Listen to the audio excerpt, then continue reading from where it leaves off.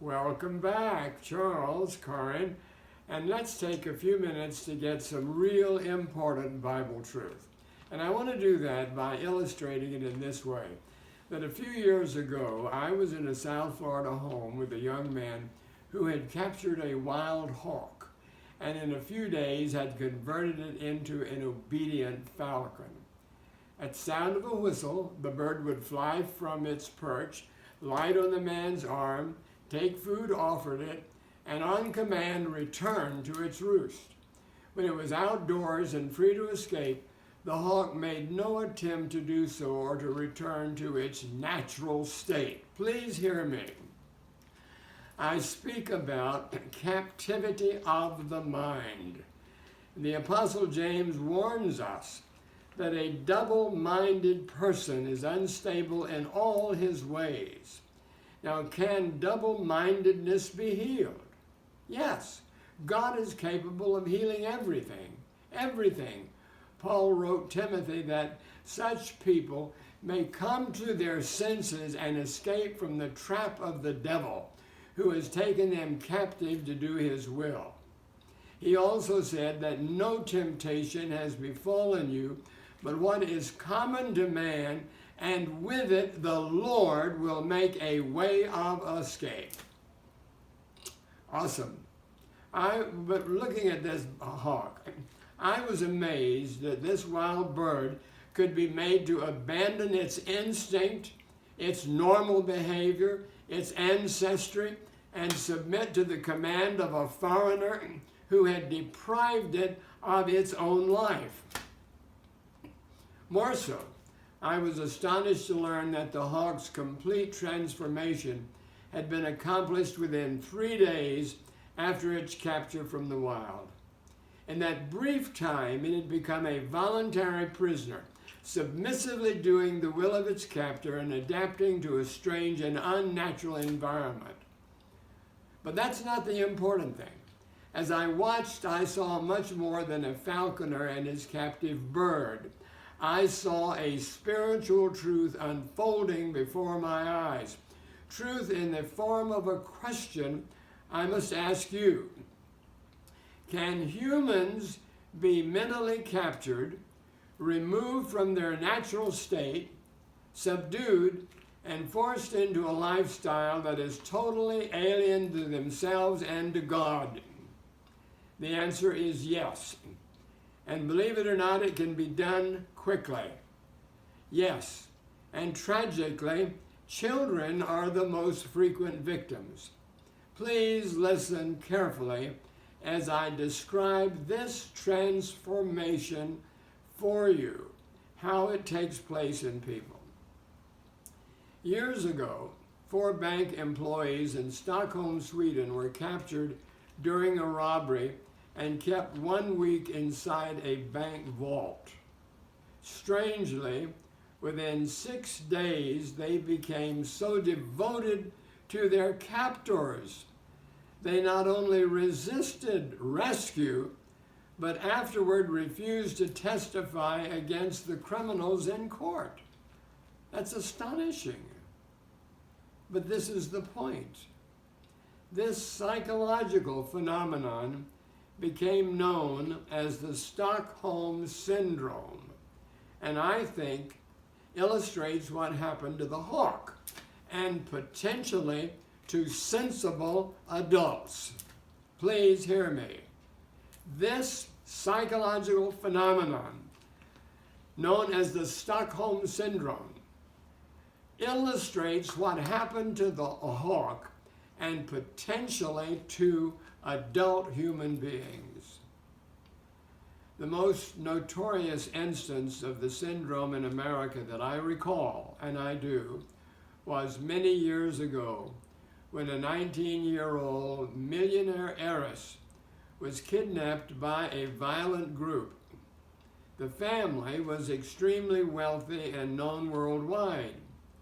The girl was blindfolded, kept in a dark closet, unfed, and repeatedly abused. Then something strange happened. Listen to this.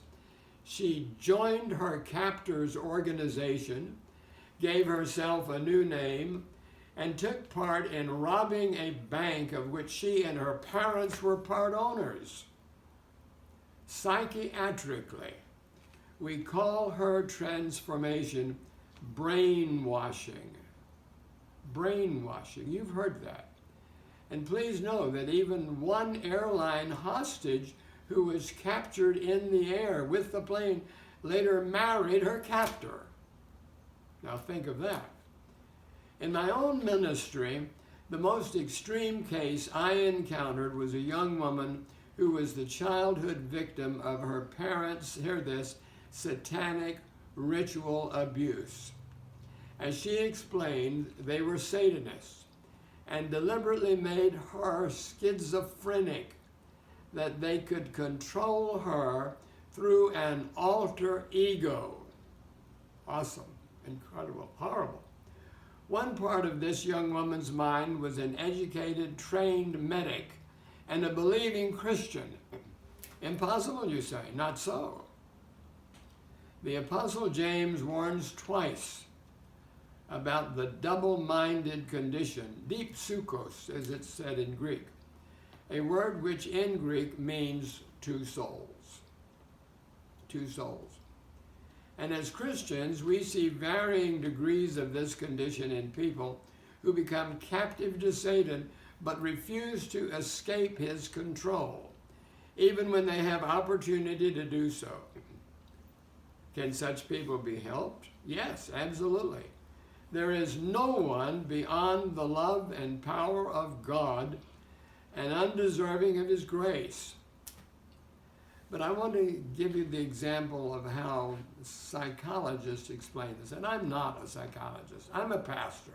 But I'm a man now with almost 74 years of ordained ministry. I've seen all of this.